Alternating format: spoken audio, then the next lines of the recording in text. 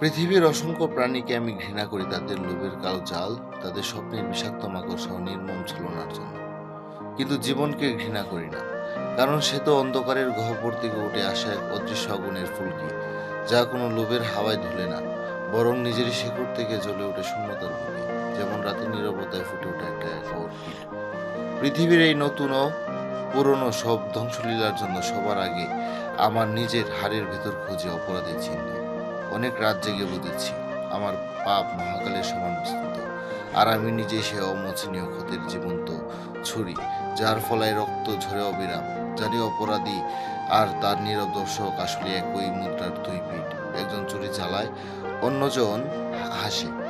এই অন্ধবিলাসের পূজায় আমি নিজেকে এত গভীরভাবে ঘৃণা করি যে শরীরের প্রতিটি শিরায় যেন বিষ বয়ে যায়। মনে পড়ে একটা প্রাইভেট জেটের লোভে আমি আমার ছোট বোনকে বিক্রি করে দিয়েছিলাম সেই শহরের অন্ধকার নিলাম করে, যেখানে মানুষের আত্মার ওজন হয় টাকার স্কেলে।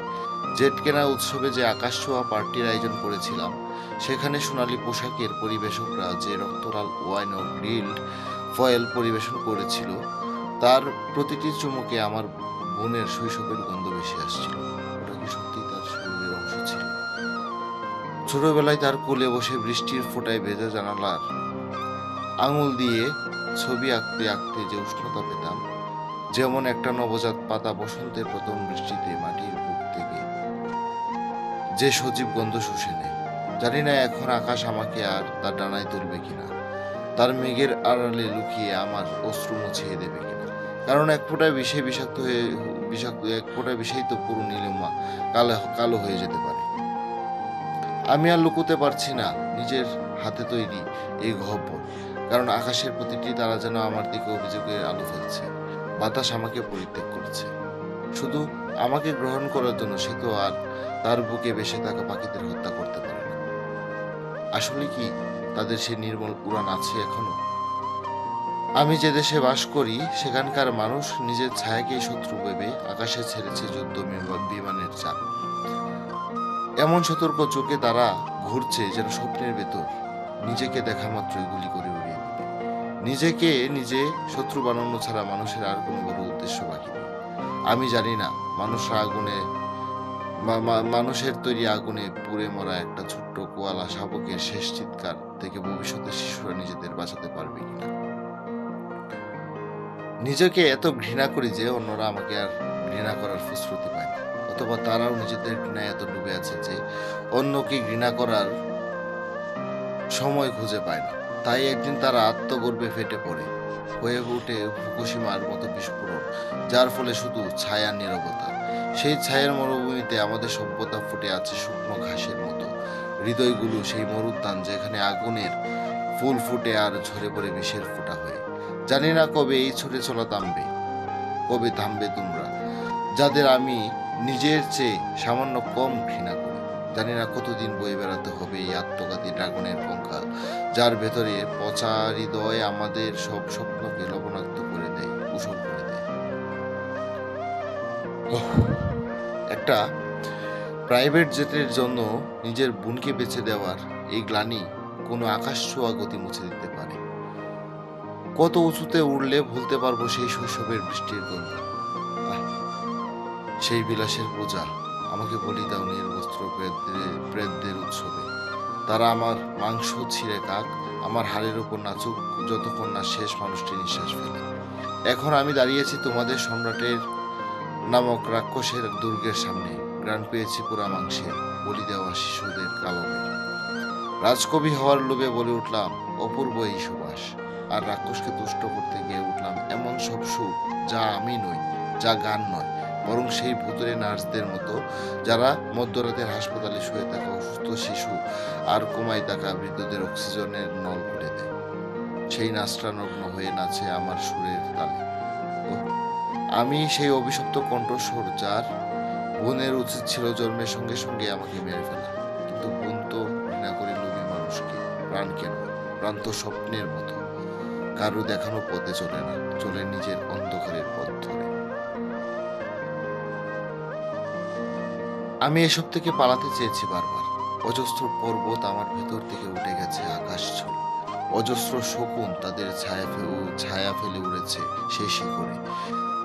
নিজেকে মনে হতো সেই শকুন, কিন্তু সমতলের সেই সোনার লোভ আমাকে টেনে রেখেছে।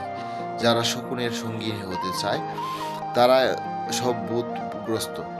নকল পালক দিয়ে সাজায় তাদের কামনার দেহ, আর তাদের আকর্ষণে আমি আর উঠতে পারিনি সেই উচ্চতায়। ঠিক এই কারণে আমার প্রতি ঘৃণা বেড়ে চলেছে ঝড়ের মতো। জানি একদিন নিজেকে ঝুলিয়ে দেব মহাশূন্যের ছাদ থেকে, আগুন দিয়ে পুড়িয়ে দেব ভেতরে ঘুমিয়ে থাকা সব ভ্রূণ। যাদের আসার কথা ছিল আগামী ভোরে, সেই জ্যোতির্ময় সন্ন্যাসীরা কোথায়, যারা তাদের দেহ থেকে আলোর কণা ছড়িয়ে দেয় অন্ধকারে, আর বিষাক্ত পাপীদের নিহারিকায় জাগিয়ে তোলে। এখন যাদের দেখি তারা আমার বোনের মতো নয়, তারা রাক্ষসী, প্রেমের ছদ্মবেশে রক্ত চুষতে আসে।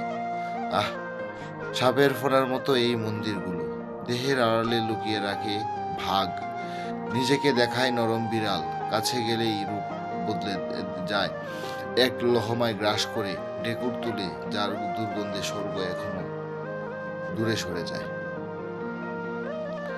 তোমরা নিশ্চয়ই চেনো সেই বিশ্ববিদ্যালয়গুলো যারা শেখায় শুধু বিলাস আর দাসত্ব। চেনো তাদের শিক্ষকদের যারা শয়তানের হাতের যন্ত্রপাতি।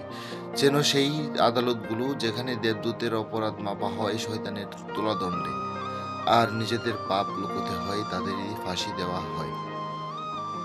এমন সব জায়গায় বিশ্বাস রাখার জন্য আমি নিজেকে খুন করে ফাঁসিতে ঝুলাতে রাজি। যখন কেউ শূন্য থেকে ঝুলে আত্মহত্যা করে, মনে হয় সে নিজের হত্যার অপরাধে শান্তি পাচ্ছে। মানুষ নিজে মানুষের কাছে কি খোঁজে যা তার ছিল না? না, এমন কিছু নেই। আকাশ যখন কোনো প্লেনকে ধ্বংস করে দেয়, তখন তো বলা যায় না সে ভেতরের ধনের লোভ করেছে। আকাশ নিজেই জানে সে কোথা থেকে চুরি করে এনেছিল সেই মণি। কোথায় থামবে এই লুটেরা? কোথায় থামবো আমরা? থামার আগে কতটা ফুলে উঠবো। মরার পর লাশও তো ফুলে উঠে অপেক্ষা করে শকুনের। আর সেই শকুন তো তোমরা নিজেরাই, যারা পরস্পরকে দ্রুত শেষ করে পাপ থেকে মুক্তি নিতে চাচ্ছি।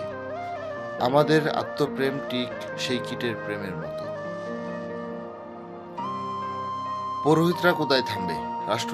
রাষ্ট্রনায়করা কোথায়? কারখানার মালিকেরা কোথায়? আর আমার এই প্রাইভেট জেট, যার জন্য থামিয়ে দিয়েছিলাম বোনের নরম হৃদয়ের স্পন্দন। আমি ভয়ঙ্কর ঘৃণা করি নিজেকে। এই কাজ করার সময়ে জানি উদ্ধারের পথ নেই। পৃথিবীর নরকের আকাশপথে আমার লাশের মতো ছুটছে সেই জেট, বোনের লাশের মতোই। জানি না তাকে থামানোর উপায় কি, যতক্ষণ না সে বাঘের মতো সবাইকে নিচে পিষে দেয়। আত্মপ্রেম কি? যা সবার আত্মঘৃণাকে নিশ্চিত করে। মানব প্রেম কি? যা তোমাকে নিজে হতে দেয় না, অন্যের চাচে নিজেকে গড়ে নিতে বাধ্য করে। সাম্য বলো কাকে? অসম মানুষদের একই খাঁচায় গড়ায় জাদু। শোনো, সাম্য আসবে না যদি না প্রত্যেকে নিজে চূড়ায় উঠার শক্তি অর্জন করে। তোমার উচ্চতা দিয়ে আকাশের গভীরতা মাপা যায় না, কিন্তু তোমার অন্তরের গভীরতা দিয়ে তুমি আকাশের সমান হতে পারো। কে তোমাকে উদ্ধার করবে? কেউ না। যদি উঠতে চাও শকুনের মতো, তবে নিজের আত্মা থেকে পালক ছিঁড়ে নিয়ে নিজেই গড়ে নাও ডানা। অন্যের ডানায় ভর করে তো কখনো সত্যিকারের আকাশ ছোঁয়া যায় না। সূর্য জানে তার ক্ষমতা, সে তোমার নকল ডানা গলিয়ে দেবে। আমি প্রচন্ড ঘৃণা করি এই পিতামাতা ভাই বোনের উপর নির্ভরতার জন্য, এই শৃঙ্খলের জন্য যা আমাদের শূন্যে ঝুলিয়ে রেখেছে। যেমন আমি পড়ে আছি এই বিলাসের মন্দিরে, যারা আমাকে গিলে ফেলে বমি করে দিয়েছে এই জেটের ভেতরে। আমি উড়ে চলেছি বোনের ছায়ার মতো জীবনের মহাশ্মশানের দিকে। কার সঙ্গে এত প্রতিযোগিতা? নিজের পরাজয়ের সঙ্গে। কাকে শাসন করতে চাই যখন নিজেকে শাসন করতে পারি না? যখন নিজেকে গিলোটিনে চড়াতে চাই, বিলাস শুধু হাসে, কারণ আমার শান্তি এখনো অনেক বাকি। ছুটে চলেছে আমার জেট সমাপ্তির আশায়, কিন্তু জানি না এই সমাপ্তি আসলে নতুন এক যাত্রা শুরু কিনা। পাপের হ্যাংওভার কাটানোর আর কোনো উপায় নেই, শুধু তার আরো বিলাস। কাকে ডাকবো? এসো, আমাকে বাঁচাও। আমি তো তাকে সরিয়ে নিজেকে ঈশ্বর বানিয়ে বসেছি এই জেটের ককপিটে, এক পিপাসু পাইলটের মতো। সিট বেল্ট শেকলের মতো বেঁধে রেখেছে আমাকে, শুধু ধ্বংসের পরিমূর্তি। জানি এ জেট কখনো ধ্বংস হয় না। এখন কি শিশুর মতো বোনকে ডাকতে পারি, মনে করতে পারি সেই বৃষ্টির গন্ধ? না, আর সম্ভব নয়। তাকে তো আমি নিলাম করে বেছে দিয়েছি। ক্রেতারা তার অংশ কেটে কেটে বেচেছে তোমাদের কাছে, যা এখন তোমাদের রক্তে মিশে গিয়ে ছুটেছে জেটের গতিতে।